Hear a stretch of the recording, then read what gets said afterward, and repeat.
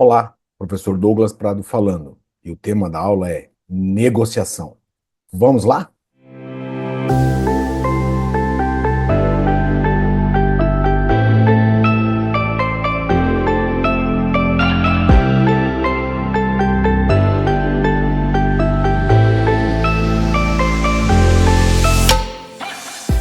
Oi, pessoal, tudo bem? O tema da nossa aula de hoje é negociação. Para tornar essa aula, além de auditiva, nós temos aí também algumas lâminas, alguns slides, para que vocês visualizem o que nós vamos falar hoje. Falar de negociação, antes de começarmos, né? Começarmos propriamente dito. Muitas pessoas podem pensar, poxa, mas negociação é uma coisa absolutamente intuitiva, uma coisa que eu já faço. Por que discutir? Por que falar sobre negociação? Bom, só para vocês terem uma ideia, negociação realmente ela faz parte do nosso dia a dia, faz parte da nossa vida. Nós estamos o tempo inteiro negociando. E quando a gente pensa, somos todos negociadores? Claro que sim, claro que somos todos negociadores. Mas aqui para o nosso contexto dessa aula, o contexto do que a gente vem discutindo, do que a gente vai discutir, na verdade, a gente está pensando numa negociação não intuitiva, ou não natural, ou não aquela que a gente está acostumado a fazer. Muitas vezes um ganha, perde, né? Uma barganha, eu levar vantagem no processo de negociação, sendo que o outro vai perder, né? Um perde e ganha, né? Nós estamos aqui introduzindo um tema de negociação mais técnico, né? Uma negociação com técnicas, uma negociação como um processo, uma negociação com aprendizado de saberes, uma negociação baseada em digamos assim, uma tríplice pilar, um tríplice pilar, junto com a negociação também a comunicação, o processo comunicacional, as técnicas de comunicação e a normalização, baseado na teoria moderna dos conflitos, onde a gente enxerga conflitos não como algo absolutamente ruim, mas como oportunidades, né? Então, senhores, o tema da aula, na verdade, é um tema de negociação técnica, né? A gente mostrar que não nós, mas há muito tempo atrás, pensadores, professores, estudiosos desenvolveram e estudaram e se aperfeiçoaram as técnicas de negociação baseado em princípios, em interesses, em necessidades, em colaboração, em cooperação, enfim, diversos modelos, né, foram se adaptando para que a gente negocie de uma maneira mais produtiva, né? E falar em maneira mais produtiva é quando a gente pensa quando a gente integra interesses, é um ganha-ganha, né? Ambos ganhando e ambos saindo satisfeitos de um processo de negociação, e não um sair um pouco mais satisfeito e o outro sair como um perdedor, com um sentimento de perda, um sentimento de derrota, e não querer mais negociar, ou não querer mais negociar, pelo menos com aquela pessoa, né? Então, além de tudo isso, a gente também não pode deixar de falar sobre os perfis, né, de negociadores. A gente tem que considerar o ser humano não só como uma máquina, mas um ser humano com potencialidades e com saberes e com habilidades totalmente diferentes, que, com aprendizado de técnicas, podem desenvolver um perfil negocial para determinados modelos ou determinadas maneiras de negociar, né? Então, basicamente, senhores, a gente pensa aqui numa negociação de aumentar, né, criar valor a uma negociação para que você tenha mais oportunidades de escolha num eventual acordo, numa eventual decisão, ou num eventual processo de tomada de decisões, e planejar uma decisão personalizada, que é o tailored decision, quer dizer, né? Nada mais é do que uma decisão mais personalizada para aquela negociação que está acontecendo ali. Caminhando um pouco mais à frente, a gente não pode deixar de considerar o modelo competitivo de negociação, que é aquele modelo mais, talvez a palavra rudimentar, né, caiba bem, aquele modelo mais natural que a gente conhece sem aprender técnicas, né? Então, o modelo competitivo é aquele onde uma pessoa vai sair mais vitoriosa ou plenamente vitoriosa de uma negociação e a outra pessoa com sentimento de derrota, de perda, ou de que não foi proveitoso aquele processo negocial. Desde logo, senhores, vamos ter em mente que negociação nós vamos ter algumas definições aqui à frente, mas é um processo que acontece sem qualquer tipo de intervenção de alguém decidindo ou de alguém ajudando, né?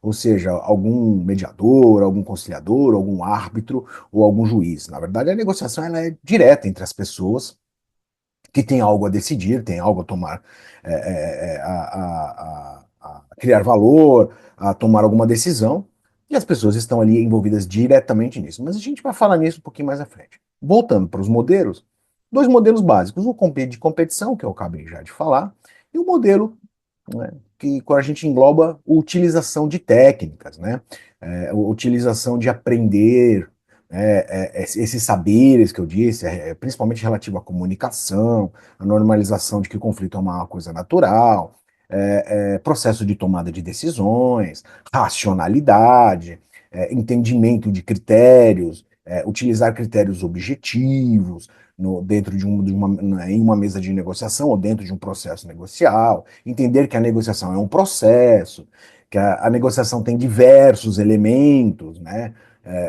envolvidos dentro daquela sequência de atos negociais, enfim, uma negociação colaborativa, cooperativa, baseada em interesses, e a gente vai, né, são todos dentro de um guarda-chuva de colaboração, né, os interesses, a cooperação e né, uma decisão baseada em critérios objetivos, interesses e necessidades, mas enfim, lato sensu, uma negociação em que as pessoas pensam que o meu ganho depende da outra pessoa. Né? Eu dependo do outro para ter os meus ganhos, e a outra pessoa depende de mim para ter ganhos também. Né? Porque um sentimento de eu ganho e você perde, muitas vezes pode bloquear uma negociação e eu continuar sem negociar algo que poderia ser produtivo. Ou seja, num caminho para frente no processo negocial. E quando a gente fala de negociação com técnicas, negociação baseada em interesses e baseada em critérios objetivos, separando a pessoa do problema, a gente não tem como não mencionar a escola de negociação da Universidade de Harvard, né, nos Estados Unidos da América. Né? Talvez eles sejam assim, se não foram eles, com certeza foram uma das pessoas, um dos grupos de pessoas ou professores. E aqui eu destaco três: o professor William Ury, o Roger Fisher e o Bruce Patton, né, que sistematizaram, né, esse processo negocial com técnicas, né, com elementos basilares e fundamentais para você falar de uma negociação ou para você estar num processo de negociação que seja produtivo. Né? Então aí tem uma definição deles, que a negociação é o meio básico para se conseguir o que quer de outra pessoa. É uma comunicação, olha o elemento comunicação aí, bidirecional, ou seja, entre as pessoas, os que estão envolvidos, concebido para chegar a um acordo. Quando você e o outro lado têm alguns interesses em comum e talvez outros opostos. Né? Então, assim, é uma definição que eles trazem. Dessa definição está no livro Como Chegar ao Sim, o Getting to the Yes, que é um best-seller lançado lá em 1981. Já tiveram várias releituras, que eu recomendo fortemente as leituras, principalmente dos professores Uri, Fischer, o Patton, mas nada adianta ler as releituras mais modernas se não forem beber da fonte do Como Chegar ao Sim, que é uma leitura absolutamente fundamental para quem pretende ir para o universo mais técnico e mais profissional da negociação. Uma outra escola que eu particularmente gosto bastante, que é a Escola de Administração Francesa, a École Nationale d'Administration, do professor Jean Mouton, né, que negociar não é apenas obter vantagem em relação a outra pessoa. Olha, a definição já começa dizendo, olha, não é só ganhar do outro, né, mas criar um ambiente de compreensão na qual possam ser realizadas trocas intelectuais, éticas relativas a sistemas de valores, enfim.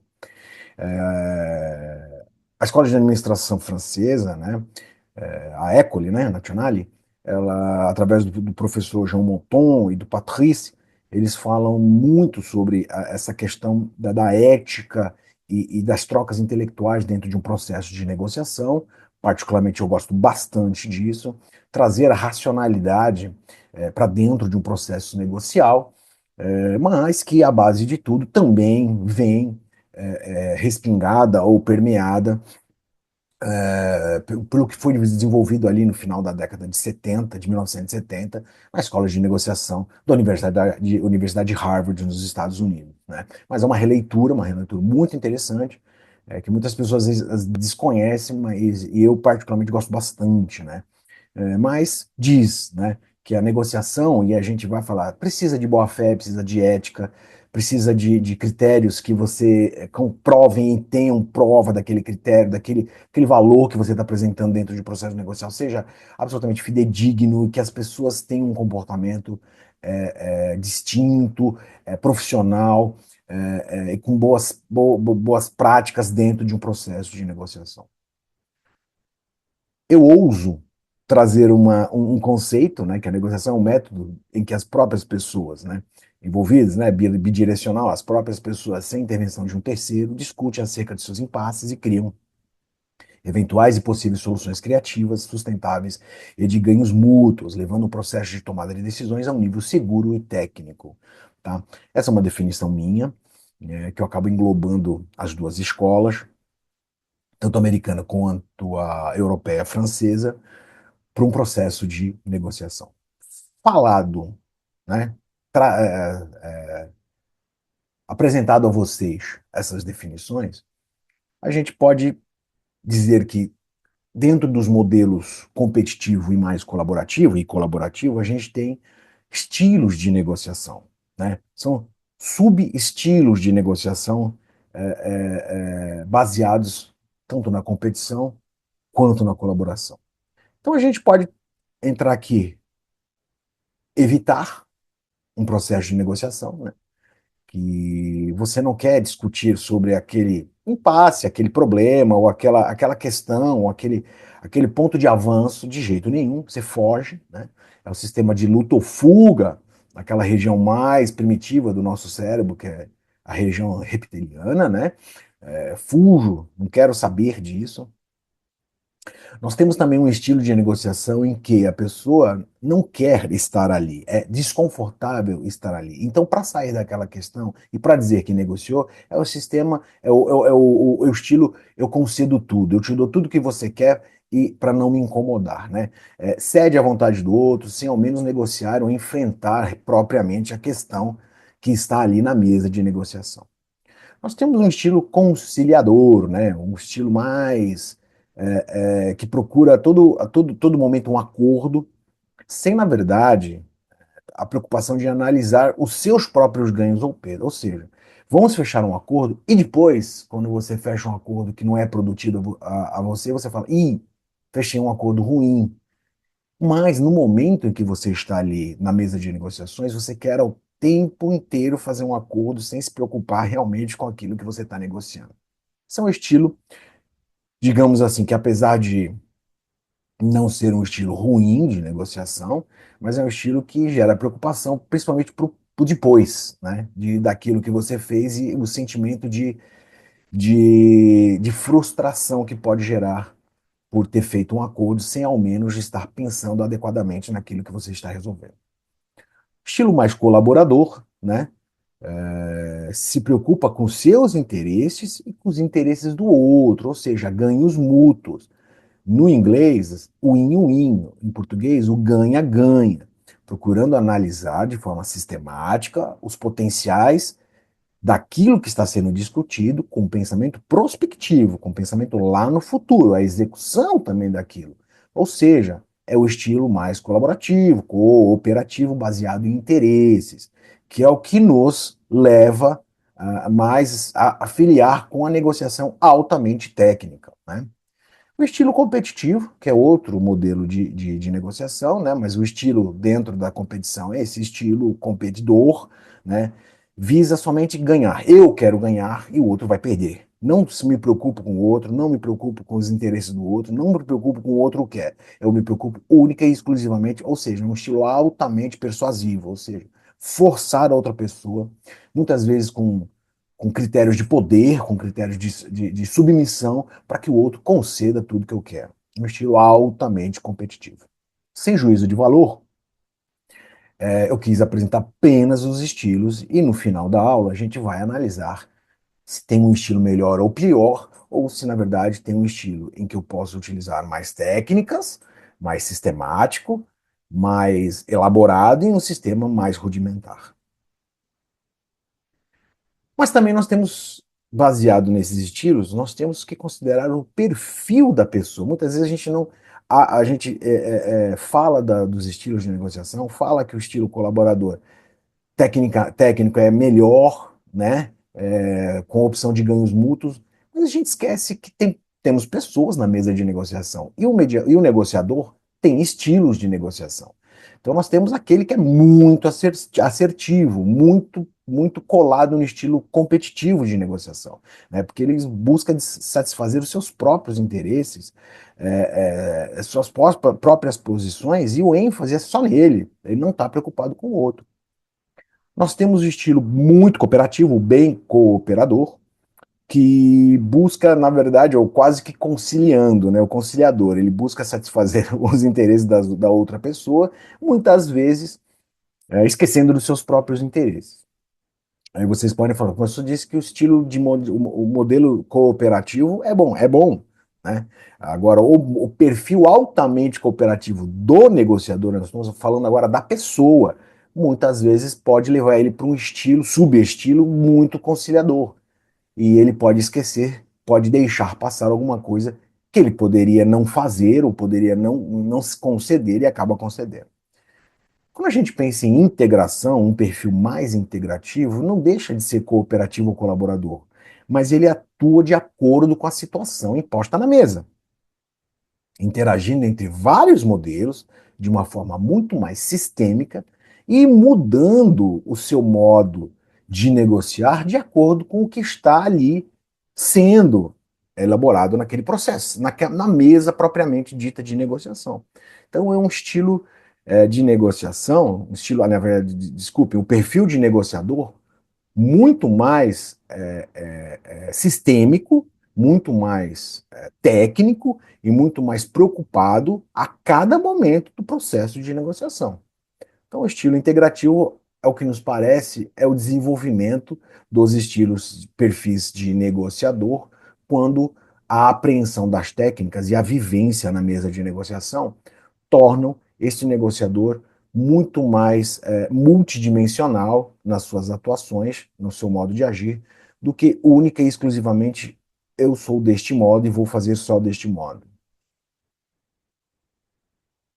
Voltando a falar das escolas, a gente tem que contar a história de negociação do direito de Harvard, porque ela, na verdade, é o ponto de partida para todas as outras e para aquilo que a gente está falando hoje. Se essa aula hoje está sendo falada por mim, está sendo dada por mim, está sendo ministrada por mim, eu estou compartilhando isso com todos, é porque eu aprendi da fonte, né? A gente estudou a Escola de Negociação de Harvard, que é o modelo básico de negociação baseado em interesses e necessidades, separando a pessoa do problema, utilizando critérios objetivos, dentre tantas e tantas outras nuances da escola, com os elementos, com o processo, as fases processuais de um processo de negociação, que a gente já vai falar. Escola de Negociação de Harvard, ela, no final da década de 1970, como eu já havia falado, ela sistematizou um processo de negociação e isso foi tomado a cabo, esse processo foi trazido a público com o livro Como Chegar ao Sim, como eu já disse, que eu recomendo. Tem depois do livro Como Chegar ao Sim, tem diversas outras releituras. Esse aqui, por exemplo, é Como Chegar ao Sim com você mesmo. A gente tem, eu tô até pegando aqui para vocês,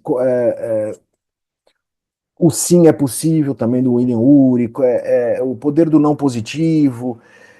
Nós temos tantas leituras baseadas em negociação. Tem as escolas europeias que vocês podem desfrutar, mas o Como Chegar ao Sim faz parte de uma leitura obrigatória, se me permitem falar isso. Como eu disse a vocês, a escola de negociação de Harvard sistematizou a questão da negociação, do processo negocial.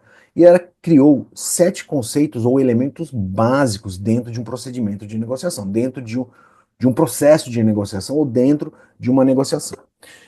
E quais são esses elementos fundamentais, esses conceitos fundamentais? Primeiro, comunicação. Já disse a vocês, e lá no final a gente vai retomar esse ponto, sobre a importância desse tripé, dessa tríplice, digamos assim, coroa para todos os métodos de solução de controvérsia para você ser efetivo.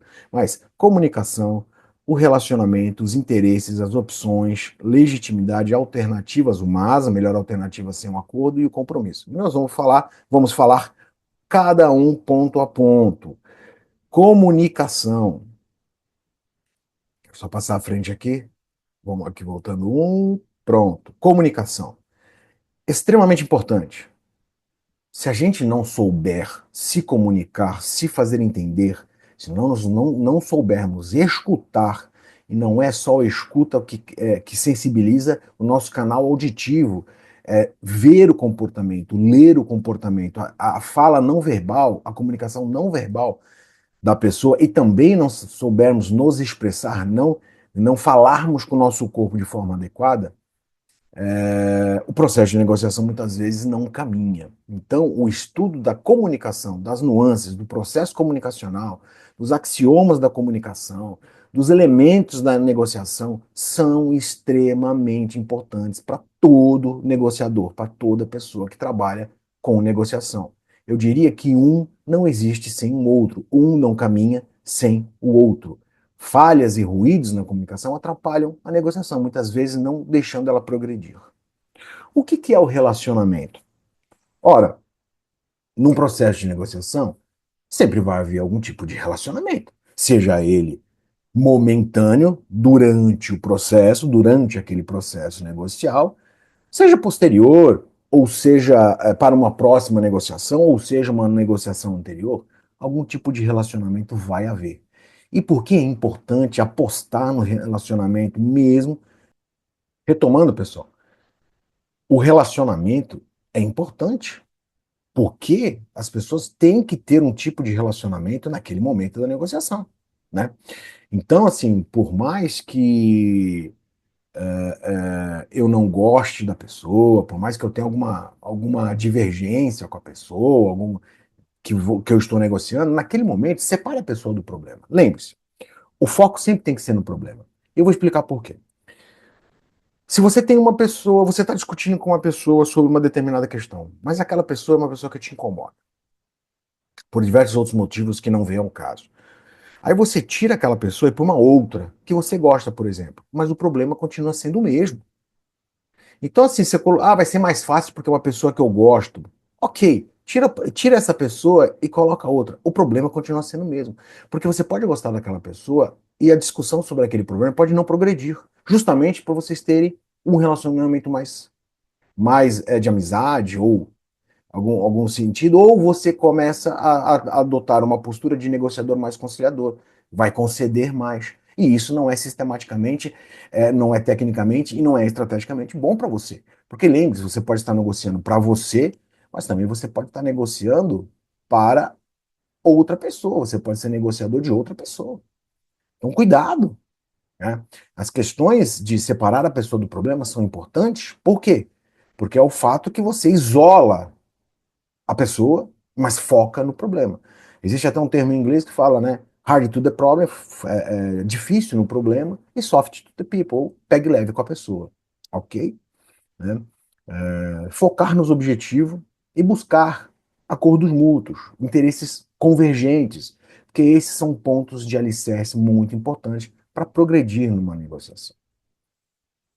Interesses, por que focar nos interesses, gente? Porque são os interesses, são as motivações que levaram você a adquirir uma posição. Ora, o que eu quero dizer com isso é o que está de trás, por detrás de alguma coisa que você diz sim ou não, são os interesses. Você tem que ter uma motivação para dizer um sim, você tem que ter uma motivação para dizer um não. Então, o foco é na motivação. O foco são nos interesses, são no que está subjacente à posição, aquilo que você está mostrando para a pessoa. Então, isso te motiva a tomar atitudes, isso te motiva a entrar num processo de tomada de decisão quando você entende as razões. E aí, como a comunicação é importante, para você poder escutar, para você poder falar e a outra pessoa também escutar as suas motivações e os seus interesses para estar naquela posição. Opções. Desenvolver opções significa pensar que quanto mais opções, quanto maior é o meu, eu vou dar um exemplo de um doce, maior é o meu bolo, mais pedaços eu posso tentar comer, ou comer de fato. Agora, se eu tiver um bolinho minúsculo, um pedaço pequenininho, eu vou ter que ainda dividir esse pedaço. Ou seja, eu vou ficar insatisfeito. O que eu quero dizer com isso é a questão da criatividade na criação de opções. Quanto maior as possibilidades você tiver, quanto mais opções você criar para um determinado problema, para uma determinada questão, para um determinado assunto, mais chances você tem de convergir em que ambos saiam satisfeitos com um valor alto de criação. Ou seja, o que é um valor alto? Vocês criaram algo muito sustentável, positivo, interessante para resolver aquela questão. Então, bloquear, desenvolver questões e opções únicas ou com foco pequeno ou sem criatividade, talvez não seja a melhor alternativa, não seja a melhor opção, não seja a melhor estrategicamente atitude. Quanto mais opções você cria, sustentáveis, inteligentes, estratégicas, mais chances você tem de pegar uma opção ótima e a outra parte também pegar uma opção ótima. Legitimidade. Gente, o que é ter legitimidade dentro nesses elementos, nesses conceitos? Legitimidade é, acima de tudo, mostrar aquilo que você está dizendo. Não é só dizer, mas é mostrar que. Então, quando a gente fala de critérios objetivos, é isso. Né? Porque se eu estou falando que algo tem um determinado valor de mercado, é por isso que eu estou negociando por aquele valor, eu tenho que mostrar que aquilo tem um determinado valor de mercado. Se eu estou dizendo que algo existe ou não existe, eu tenho que provar que aquilo existe ou não existe. Se eu estou dizendo que algo vai acontecer ou não vai acontecer, eu tenho que trazer critérios, informações fidedignas para mostrar que aquilo realmente vai acontecer. Que eu não estou mentindo, que eu estou de boa fé, que eu estou de boa vontade e que eu sou ético na negociação. Então eu me autolegitimo, eu estou legitimando a minha força como negociador. E a outra parte, a mesma coisa. Então, assim, mentiras, invenções, esse tipo de coisa, dentro de um processo de negociação sério, criterioso, estratégico, não cabe. Simplesmente não cabe. Não é uma atitude de pessoas sensatas, éticas, enfim, que estejam ali sérias naquele processo de negociação. Bom, falando tudo isso, a gente não pode deixar de considerar que dentro de um processo de negociação, nem tudo vai ser flores, nem tudo são flores. Ou seja, pode acontecer de eu desenvolver muitas opções, ter legitimidade, estabelecer uma boa comunicação, um relacionamento interessante naquela negociação, mas as alternativas criadas, mas as opções criadas na mesa não forem interessantes. É interessante eu continuar com aquilo que eu tenho. Eu não quero negociar mais, por quê? Porque aquilo que eu tenho é melhor do que a gente conseguiu criar ali. Então, é o que a gente fala da BATNA ou da MASNA. O termo português, MASNA, melhor alternativa sem o acordo, ou BATNA em inglês, é best, alternative, babá, não vou ficar aqui falando em inglês muito, mas enfim. Vamos focar no MASNA, melhor alternativa sem o acordo. O que que é? É eu continuar com aquilo que eu tenho, porque tudo que eu desenvolvi no processo de negociação, infelizmente, não foi melhor para mim. Eu não entendi que aquilo vai ser melhor para minha empresa, ou para quem eu esteja negociando, etc e tal. Então eu vou ficar com o que eu já tenho, mantendo bom relacionamento, tudo, mas expondo a outra parte, dizendo, olha, o que eu tenho continua sendo melhor e eu prefiro não ficar mais nesse processo, né? Eu não prefiro não continuar nessa negociação. Mas, se tudo deu certo, e o compromisso vale para você sair da negociação para a masa ou para você fechar um acordo. Compromisso é o resumo do que foi acertado. É pôr os pingos nos is, é deixar tudo claro, é conversar no momento de formalização daquilo, botar no papel, como a gente fala, formalizar aquilo que a gente negociou. Não deixar pontas soltas. Isso é muito ruim para uma negociação, porque você evita exigências posteriores, diz que me diz, que no sentido de, falamos isso, não falamos isso, discutimos isso, não discutimos isso. Tudo formalizado, tudo no papel, confirmação para ambas as partes, utilização da comunicação com perguntas e checagem, tá certo, é isso mesmo, é a melhor estratégia dentro de um processo de negociação criterioso e técnico com o compromisso, com o fechamento. Tá? Esses são os 7 elementos, 7 conceitos, 7 pilares de negociação desenvolvidos na escola de negociação de Harvard. E os 5 elementos de um processo de negociação a gente começa a discutir agora. Que primeiro, não se tem como você ir para uma negociação sem se preparar, pelo menos uma negociação técnica, uma negociação baseada, né, em um negociador, não que seja profissional, mas um negociador que esteja preparado para aquela negociação. O que é preparar? Os argumentos que eu vou utilizar, pensar na gestão do tempo, quanto eu vou deixar o outro negociador falar até eu falar, negociar essas questões de tempo, se for possível, a questão das informações criteriosas, buscar sempre fundamentar os meus argumentos. Os meus argumentos têm que estar fundamentados para eu não ferir a minha legitimidade. Que tipo de estratégia eu vou utilizar? Daqueles modelos, né, daqueles estilos de negociador, eu vou ser um negociador que estilo integrativo, eu vou ser sistêmico, aonde eu vou poder ser um pouco mais competitivo, aonde será que vai caber, aonde eu vou ser mais colaborativo, será que vai ter algum momento que eu vou ser mais conciliador, vou ceder um pouco? Quais os estilos que eu vou utilizar? Quais estilos eu penso em utilizar? Vou me fixar só um estilo em que eu vou ser cooperativo, mas pensando também nos meus interesses, ou não? Ou seja, senhores, pensar antes de chegar. Ah, chego lá, deu tudo errado, não funcionou do jeito. Mas o treinar, pensar, se preparar, faz toda a diferença. Experiência própria. Faz toda a diferença a gente estar preparados para um processo de negociação. Então, preparação é fundamental, não só no processo de negociação, mas em todos os aspectos da nossa vida.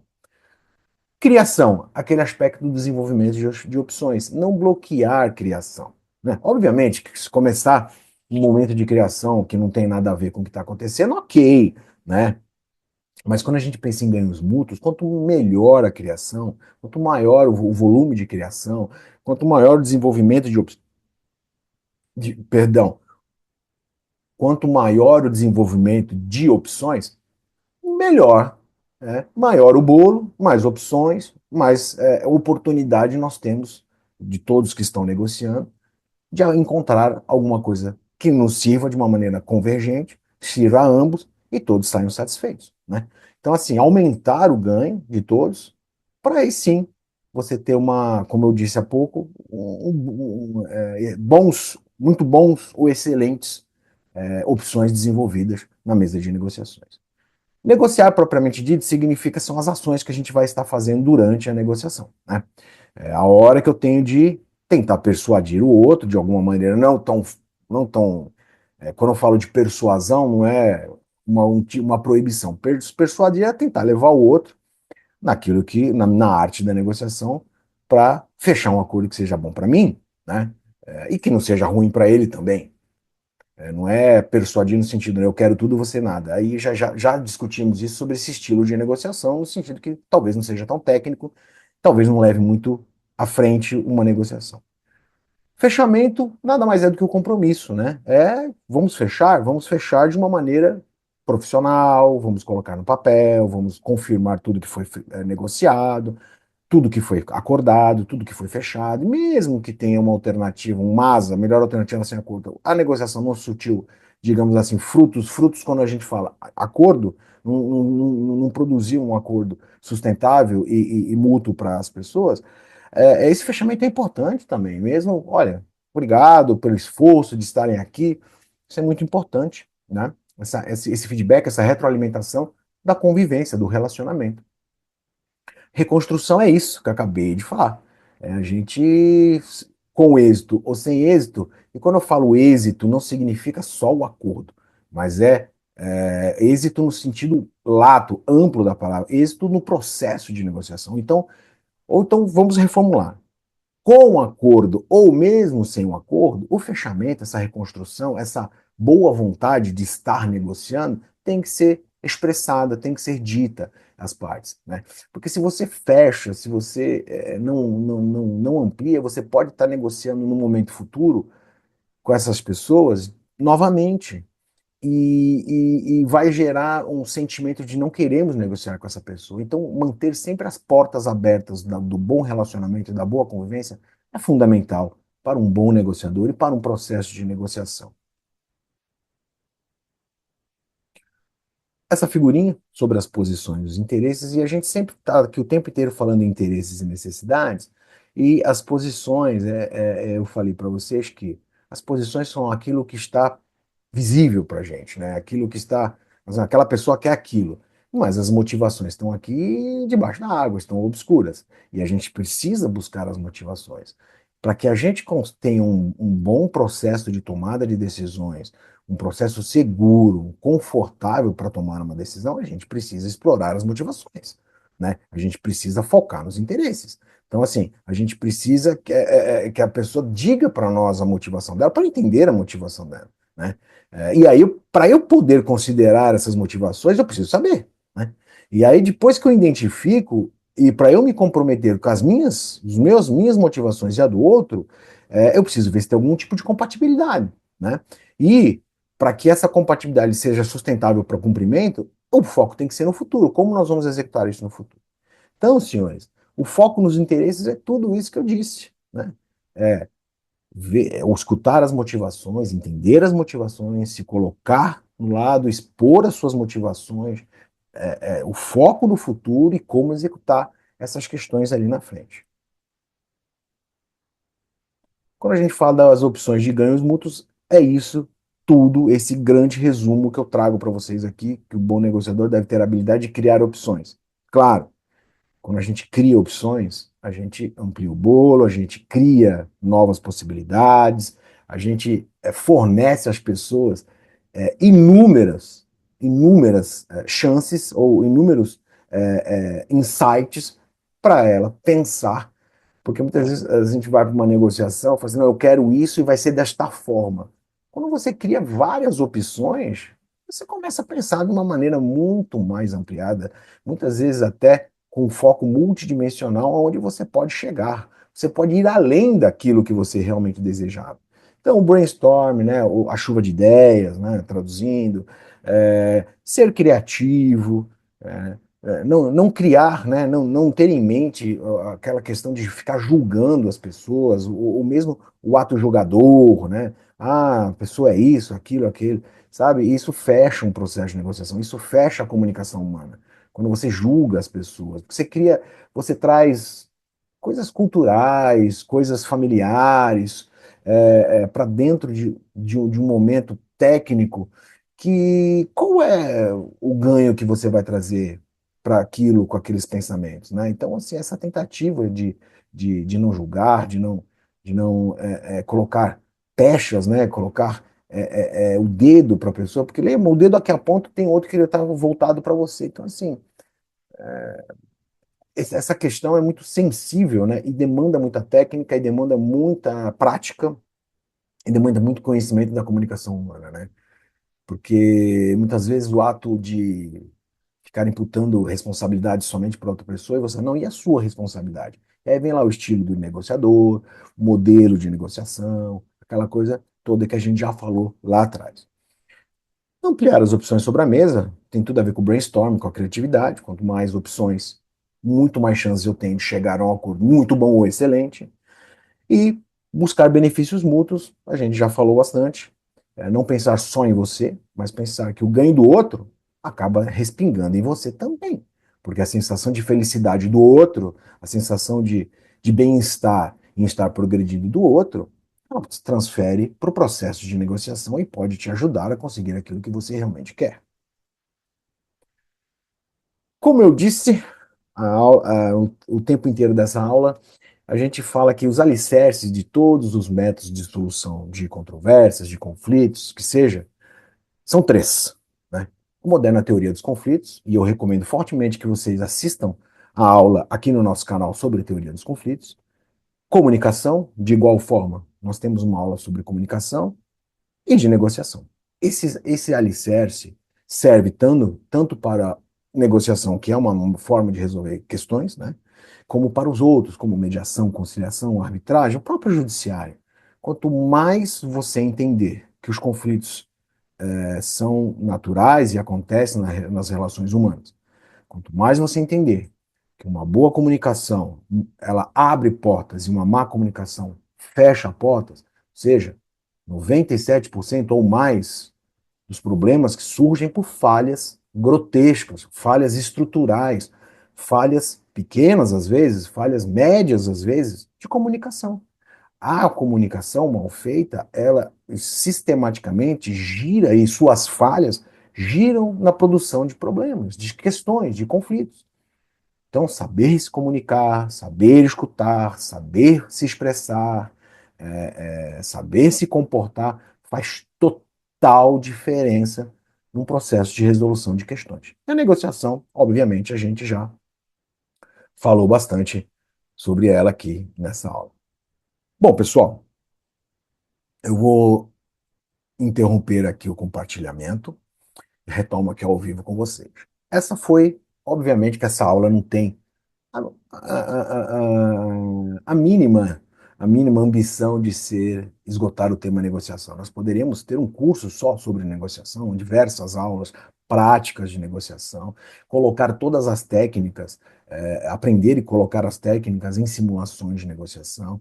Isso aqui é uma aula acadêmica, né? É um apanhado do processo da Escola de Negociação de Harvard, né? Trazendo algumas nuances, alguns pontos principais, para entender que a negociação técnica, a negociação baseada em uma estrutura sistemática criada em Harvard e desenvolvida depois e melhorada por outros pensadores, professores, doutrinadores que sejam, é necessário, né, no mundo e aqui especificamente para nós, né, no nosso mundo do direito, no mundo da advocacia, isso é extremamente importante, e no mundo profissional para qualquer pessoa, né? Você ter técnicas de negociação, conhecer técnicas de negociação, saber que a negociação colaborativa muitas vezes baseada numa boa comunicação, uma escuta, pode te dar um acordo bom, pode passar para muito bom, ou para excelente, ou para ótimo, né? Então, assim, não temos o objetivo, como eu disse, de esgotar o tema, mas é muito mais no ambiente acadêmico, no ambiente profissional, e para as pessoas tomarem gosto, entenderem que que a negociação, perdão, que a negociação ela é extremamente importante na nossa vida, no dia a dia, na nossa vida profissional, na nossa vida acadêmica e, obviamente, para resolver problemas, para resolver questões. O que eu tinha para dizer era isso. Aqui à frente eu vou deixar os meus contatos, fiquem à vontade de entrar, fazer perguntas, estamos sempre à disposição. Um grande abraço a todos e um tchau para vocês.